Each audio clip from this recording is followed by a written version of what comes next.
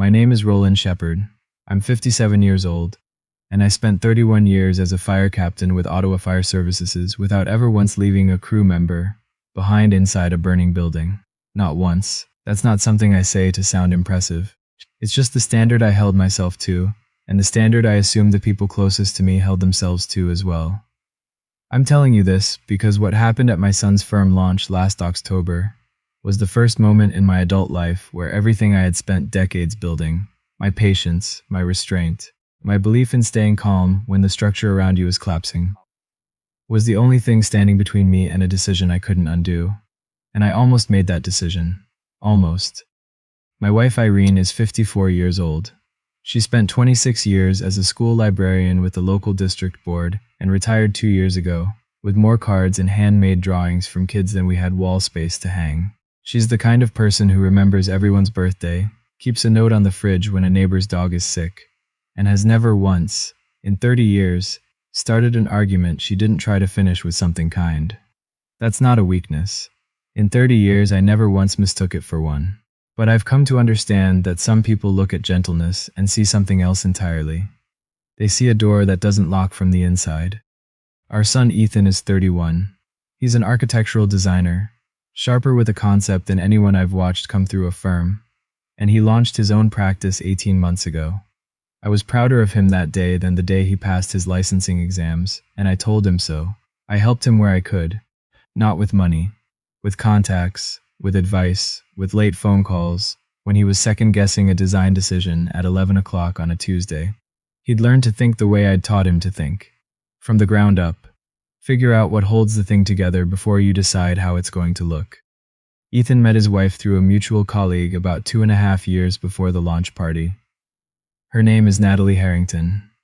She was 26 when he brought her home for the first time. Her family is from Vancouver, commercial real estate, the kind of portfolio that turns up in the Globe and Mail, and she worked in marketing for a tech company downtown. When she walked through our front door that first Sunday evening, she shook my hand before she shook Irene's. With Irene, she gave a brief hug, the kind where the arms are present but the body leans away. Irene had made roast chicken. She'd driven across town to the Byward Market that morning to get the right herbs. Natalie ate carefully and said it was really lovely, the way you'd compliment a hotel breakfast. I noticed something that night. Natalie looked at me the way you assess a building before you make an offer on it. Fast, professional, taking inventory. She wasn't rude. She never was, technically. But there was a calculation running behind her eyes that I couldn't quite place. My sister Doris pulled me into the kitchen before dessert, voice low. Roland, she's already figured out what you are to her. She's known us 4 hours. That's all she needed. Doris poured herself more coffee. Just watch yourself. That's all I'm saying. I told her she was reading into things. I was wrong. What followed was something I can only describe as a slow renovation you didn't approve and didn't notice until half your load-bearing walls were already gone. There was no single day I could point to. It was always just slightly off.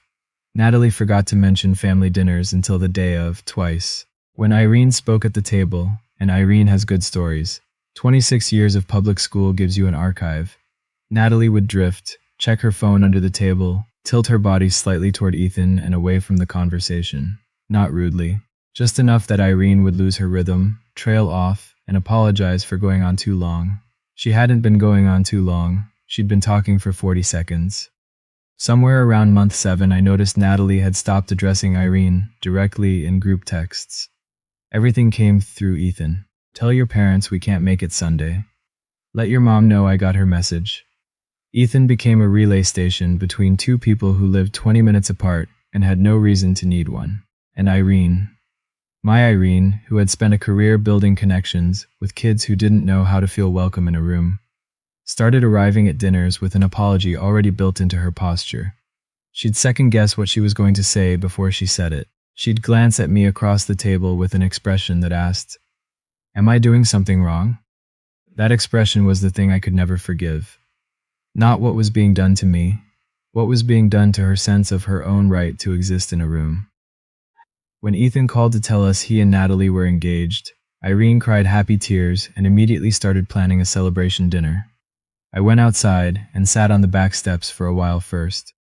The engagement party was at the Harrington family's preferred venue, a private event space in the glebe that I later found out cost more per hour than my bi-weekly pension deposit. The invitation arrived 4 days before the event. Not called in, not emailed. A printed card slipped through our mail slot. Irene pressed it flat on the kitchen counter and said nothing. We went, of course. You go. Natalie's father spoke for 9 minutes at the engagement dinner about the Harrington family's history, about Natalie's accomplishments, about what a strong future the couple would build. He mentioned Ethan by name 3 times, warmly, genuinely. He did not mention us. Our table was near the service corridor. You could hear the kitchen every time the swing door opened. Natalie came to our table near the end of the evening. She touched Irene's arm. So glad you could make it. The same tone you'd use for a contractor who showed up on time. I excused myself, and on the way back through the hall, I passed a small alcove where Natalie's mother was speaking quietly with someone. He's driven, I'll give them that. The father seems pleasant enough. Very municipal. She said municipal the way you'd say adequate.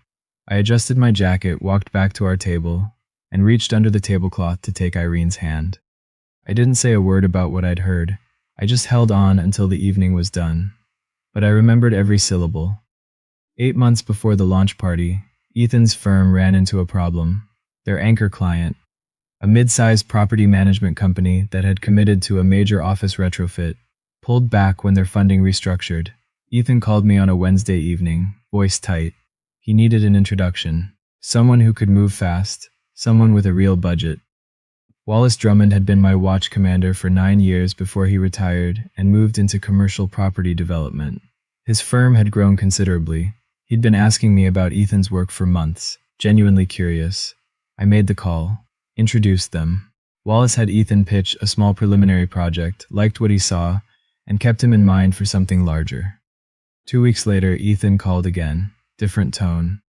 Dad, Natalie found out you reached out to Wallace. I introduced you to a contact. That's what you needed. She thinks you went around her, that you're trying to make yourself necessary to the firm. I held the phone and looked at the wall. She wants you to back off from the business side, he said. Just for now, until things settle. Ethan, you called me, I helped. I know, Dad, I know. But can you just, for now, can you step back? All right, I said. I'll step back. I hung up. Irene was reading at the kitchen table. She looked up and I shook my head once, and she went back to her book. I sat by the window for a long time. Not angry exactly. Something closer to a quiet grief you don't register fully until you're already deep inside it. The launch party was a Saturday evening in October. 120 guests at a venue in Centertown that Natalie had booked and decorated herself. It was genuinely beautiful. Warm light, clean lines, the firm's renderings displayed along the far wall. The kind of event that announces this is serious, this is real, pay attention to us. Our invitation arrived 6 days before, printed, through the mail slot. Irene spent the week deciding what to wear. She settled on a deep burgundy dress she'd bought in Montreal the previous spring, one she'd been saving for the right occasion.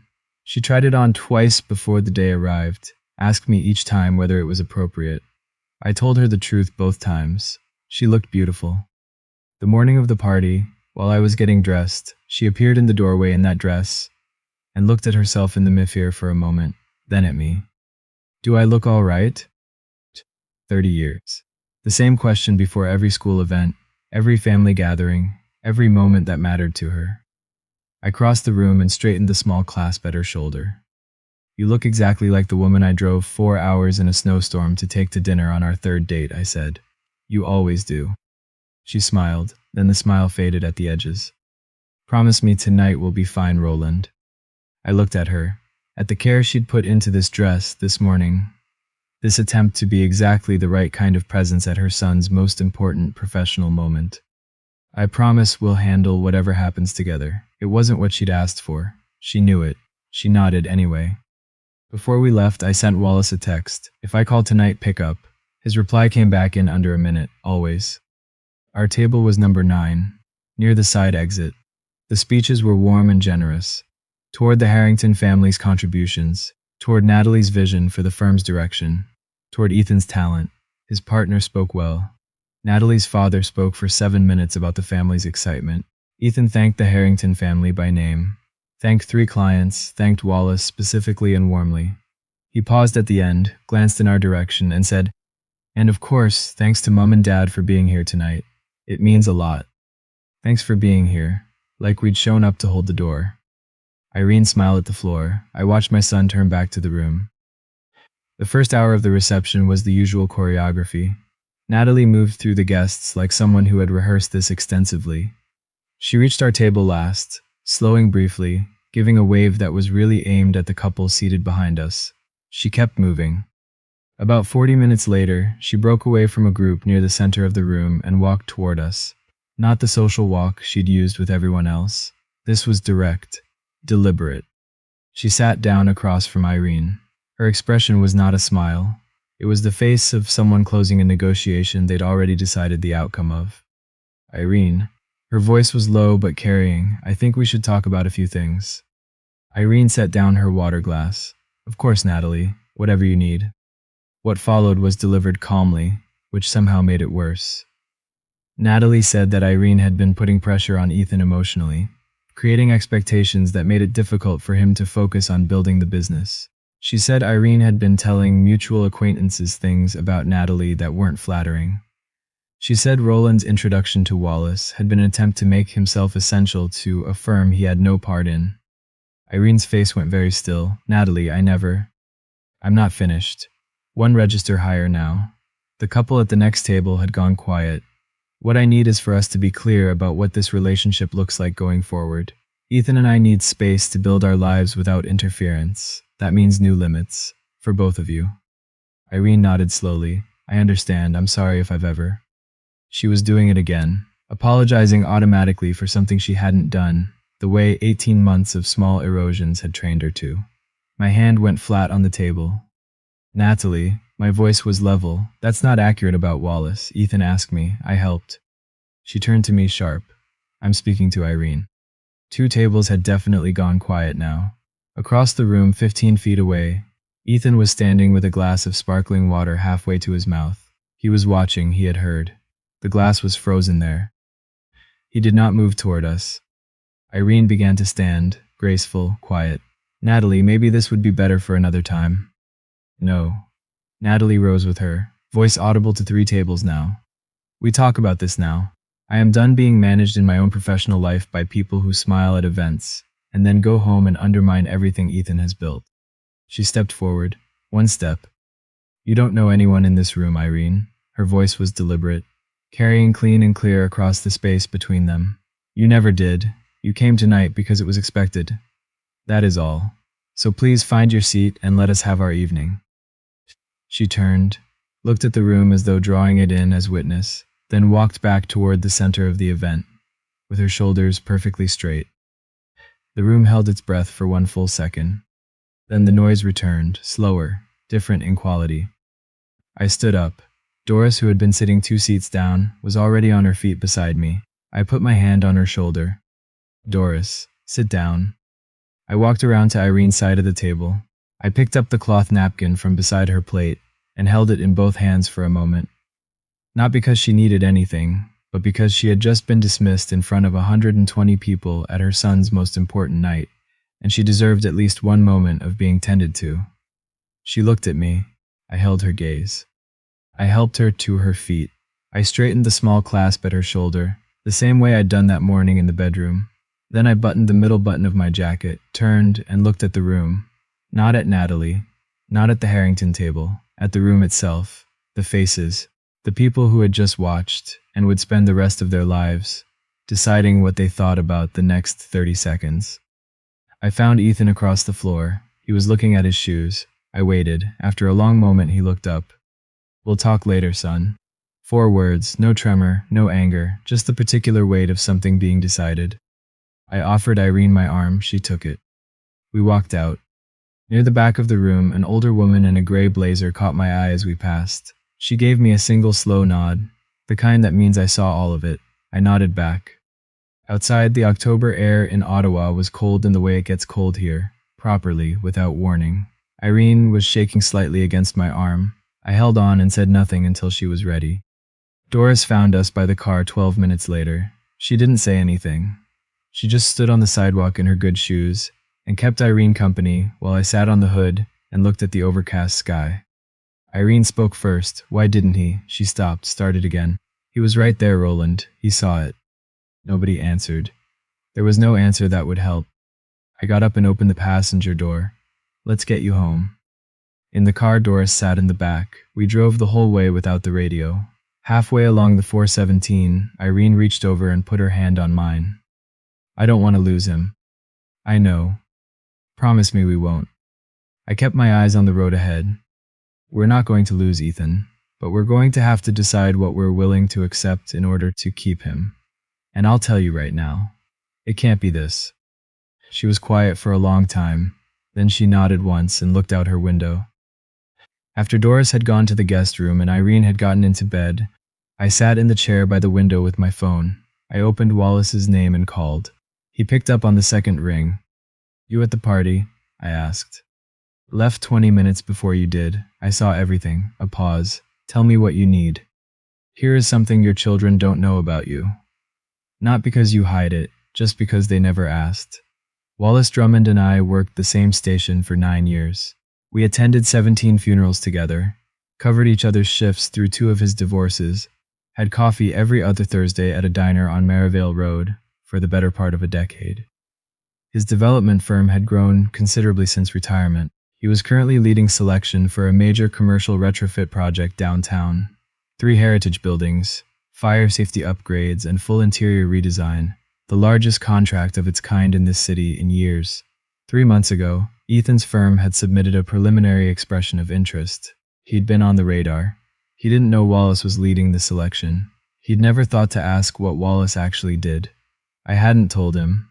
Not to keep a secret, there just hadn't been a reason yet. We talked for 25 minutes that night. Wallace told me the committee liked Ethan's conceptual work. The next stage involved professional character vetting, background, references, network, the kind of assessment that goes beyond a portfolio. What do you want me to do, Roland? I thought about Irene in the car, her hand on mine, about Ethan's eyes finding the floor. I don't want you to hurt him, I said. I just need you to stop covering for him the way I have. Whatever's going to happen, let it happen.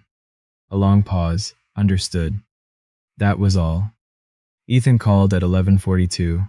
I took the phone to the bathroom and sat on the edge of the tub. Dad, I think we should talk about tonight. All right, I'm listening. Natalie was under enormous pressure.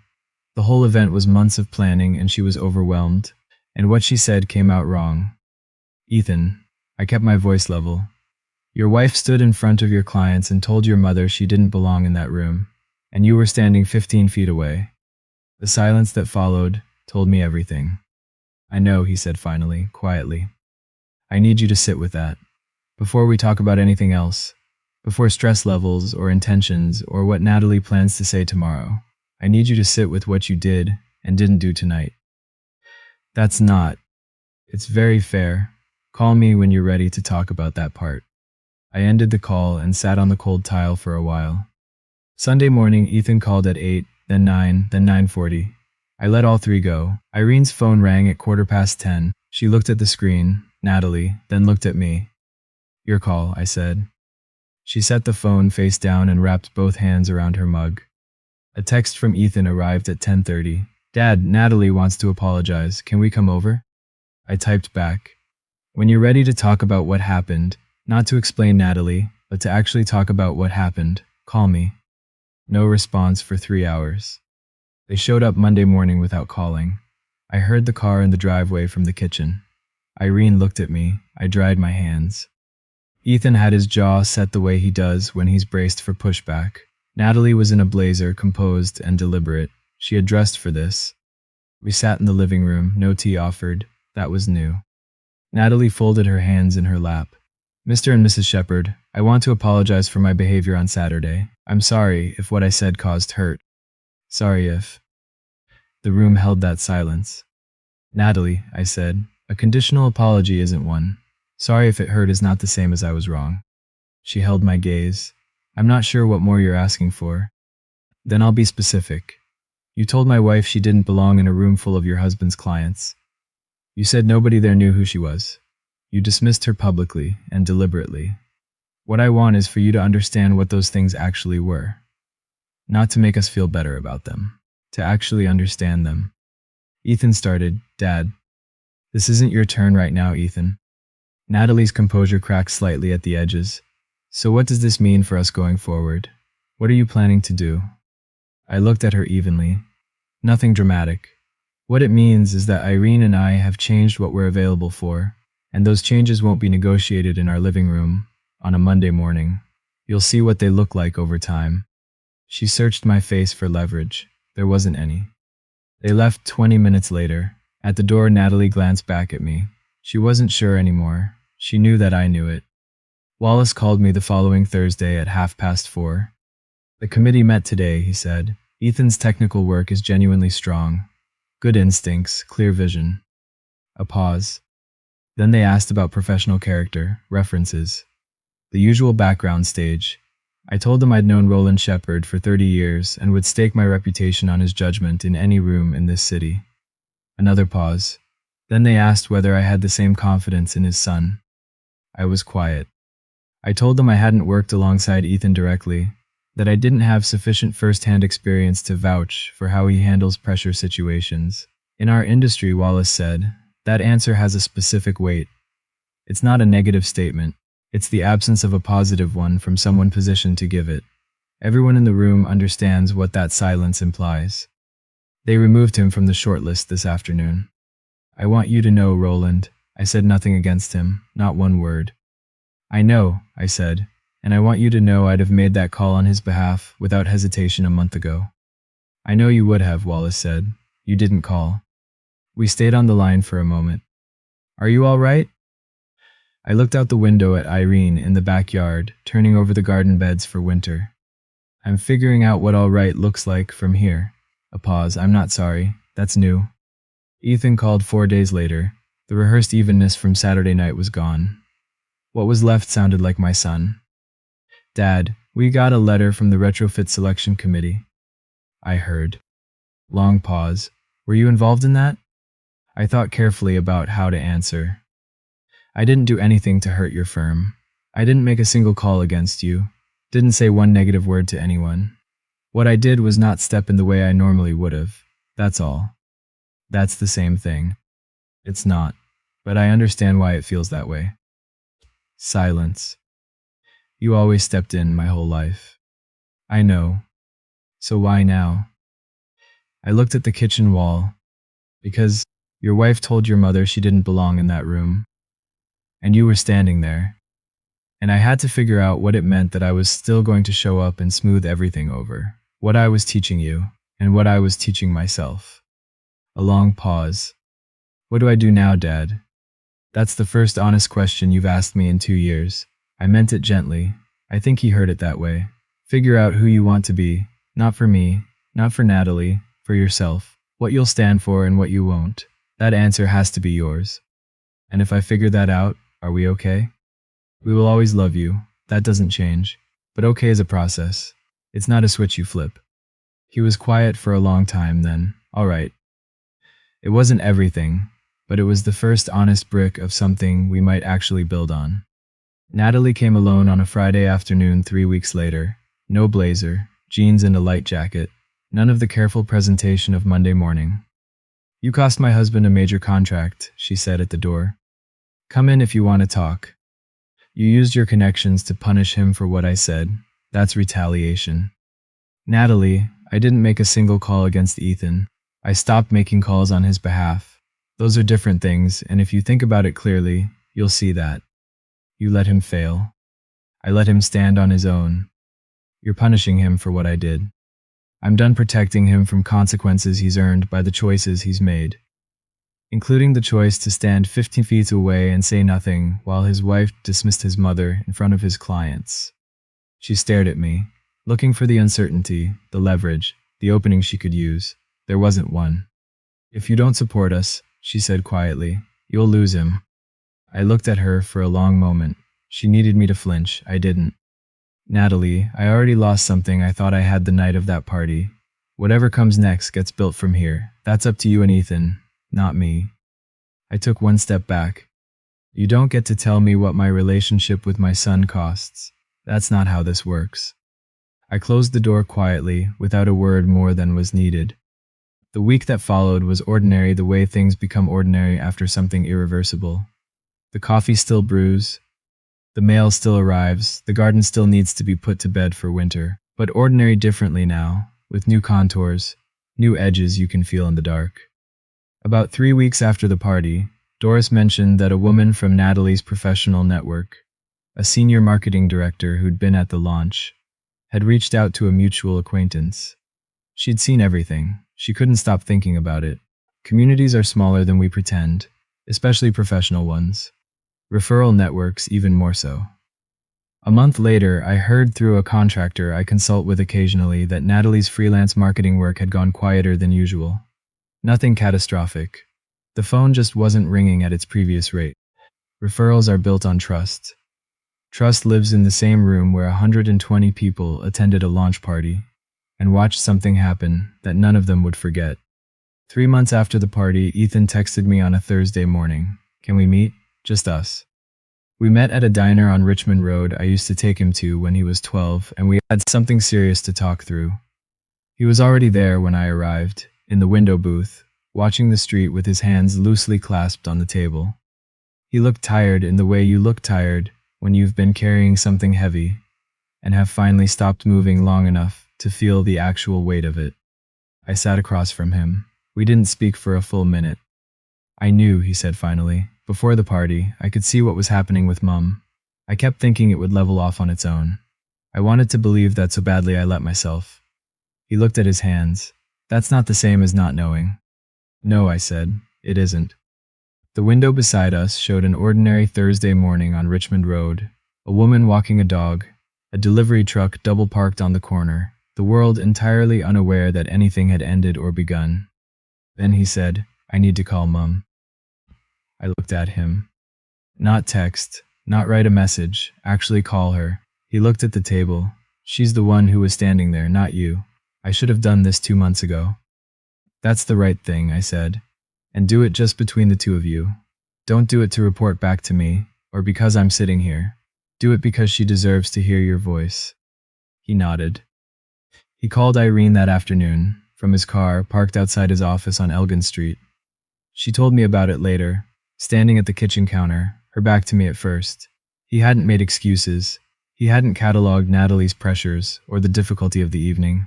He'd said, Mum, I was standing right there and I didn't say anything. That was wrong. I'm sorry. I'm working on being better than that. She'd cried. He'd stayed on the line until she was ready to say goodbye. She stood at the counter after she told me, very still. Then she turned around. For the first time in longer than I could measure, she looked completely at ease in her own kitchen, as though a conversation she'd been waiting 2 years to have had finally happened, and the waiting was over. 6 weeks after that, a cream envelope arrived for Irene, Natalie's handwriting on the front. Irene opened it at the kitchen table while I sat across from her with my coffee. She read it once, set it down, then read it again. She handed it to me without a word. It was 1 page, handwritten. This time Natalie had used the word wrong. She said she had been wrong. She said what she'd done had been harmful, and she took responsibility for it. She did not say she understood why, which was honest at least. Understanding takes longer than a month and a half. Irene went to the small desk in the corner, took out the cream stationery she keeps for important things, and wrote back by hand. She showed it to me when she was done. It said, Natalie, I received your letter and I'm glad you wrote it. I won't pretend the right words come easily, so I'll just say what's true. I hold no hatred toward you. But I won't pretend nothing happened, and I won't. When you're ready for a real conversation, not to be forgiven, but to actually understand, I'm here for that. Take whatever time you need, Irene. No apology from her, no door opened wider than the situation had earned, no minimizing. I handed it back. She looked at me. Is it too much? It's exactly right, I said. She sealed it herself, walked to the mailbox at the end of the driveway, dropped it in. When she came back, she washed her hands at the kitchen sink and started making dinner like it was any other Thursday. But her posture was different, straighter. She'd stopped bracing for the next thing. The woman who had spent 2 years second-guessing everything she said at family dinners had quietly been replaced by the woman who wrote a letter on cream stationery and mailed it without asking anyone's permission. I don't know exactly when that happened, but there it was. Ethan and I have breakfast every other Saturday now. We rotate through 3 or 4 diners within 15 minutes of the house. The kind with laminated menus and coffee in thick-rimmed white mugs. We don't have an agenda. We talk about work, about the news, about whatever he's working through. Sometimes we sit in comfortable quiet for 20 minutes, and that's enough. Natalie hasn't been to our house. That's the current arrangement, and we've all quietly agreed to it without saying so aloud. They're in couples counseling. Ethan mentions it without elaboration. I don't press. His firm landed a commercial project last month, an office fit-out on Elgin Street, one through his own network, his own pitch, his own relationships. He called to tell me when the contract came through. He sounded different, not just happy, earned. I sat across from him one morning recently, watching him explain a design problem he was working through, hands moving, eyes lit up, and I thought, there he is. That's my son, not fixed, not finished, but working at it, finding his footing on ground that now has to hold him on its own terms. People ask me sometimes why I didn't say something that night at the launch party. They usually mean it as a criticism. Why didn't you stand up for her? Why didn't you confront Natalie right there in front of everyone? Here's what I've come to understand about that moment. Anything I said would have become the story. Not what Natalie said, not the 120 witnesses, not what Ethan did and didn't do. Me, my reaction, whatever I might have said in the heat of that second. I'd have handed Natalie exactly what she needed. Proof that the problem in the room was the Shepards. So I straightened my jacket, I tended to my wife, and I walked out carrying the only thing no one could take from me, unless I handed it over myself. But I want to be honest about something else. The silence I chose that night was not the same silence I'd been choosing for 18 months. Those are 2 entirely different things. 18 months of overlooking, of not pushing back, of letting small erosions pass in the name of keeping everyone comfortable. That silence cost us. It cost Irene. It cost Ethan, who had learned to read my patience as something permanent and unconditional, rather than something I had simply chosen not to withdraw yet. The silence in that venue was a decision made with everything I had. The silence before it was a failure of nerve, dressed up as patience. The lesson I keep returning to. You can absorb a great deal for the people you love. But there's a point where absorbing becomes something else entirely. It stops being love and starts being erasure. Of yourself, and eventually of the people you were trying to protect. You are allowed to be there, fully, without apology. Don't let anyone, not a daughter-in-law, not a social situation, not even your own long-held habits, edit you out of your own family. It's a Saturday morning in February now. Cold the way Ottawa is cold in February, committed to it, without ambiguity. I brought my coffee to the front room and sat in the chair by the window, while Irene sorted seed catalogs at the kitchen table, planning the spring garden she'll put in the moment the ground softens. She had reading glasses pushed up on her head, a pencil tucked behind her ear, a mug cooling at her elbow. She didn't know I was watching. After 30 years, maybe she did. She looked up after a while, walked over, and sat on the arm of my chair, which is too small for that, but she does it anyway, and said, "You think Ethan is going to be all right?" I thought about last Saturday, his hands moving when he talked, the way he laughed at something I said, the way he looked when he said goodbye, lighter than I'd seen him in a long time. "I think he's figuring it out," I said, "and I think that's what has to happen." She considered that. Good enough for now. Good enough for now. She patted my knee and went back to her seed catalogs. I stayed in my chair with my coffee and the very ordinary, very hard-won quiet of a life that had been tested and was still standing. It doesn't look like what I imagined it would. At this age, in this house, watching February light come through the front window. It's better, actually. Last week at the diner, Ethan set down his fork and looked at me across the table. He'd been quieter than usual through most of breakfast. Not the careful quiet of managing something, just thinking at his own pace, the way he does when something actually matters. "Dad, that night at the launch party, when you got up and walked out, when you took Mum's arm and just left without a single word." He held my gaze. I've replayed that probably 200 times since October. I waited. I had this whole idea of what strength looked like. I thought I knew what kind of man I was. He looked at the table for a moment, and then I watched you walk out of that room without making a sound, and I realized I had no idea what it actually cost to do that. I thought being strong meant not backing down. He looked up. Turns out it sometimes means knowing that walking out is the harder thing. I didn't say anything for a moment. Natalie and I are still working through things, he said. I don't know what the future looks like, but I know I'm not going to be the man who stands 15 feet away anymore. I know that now. I can see it, I said. These mornings, I can see you working at it. We paid the check and walked out into the February cold. Two men with a long way still to go, and enough honesty between us now to make the trip. In the fire service, we used to say the structure is only as good as what it's built on. You can repair anything above the foundation. You can't repair the foundation while the building is still standing on top of it. Sometimes you have to clear the floor first. We're laying new foundation, one Saturday morning at a time.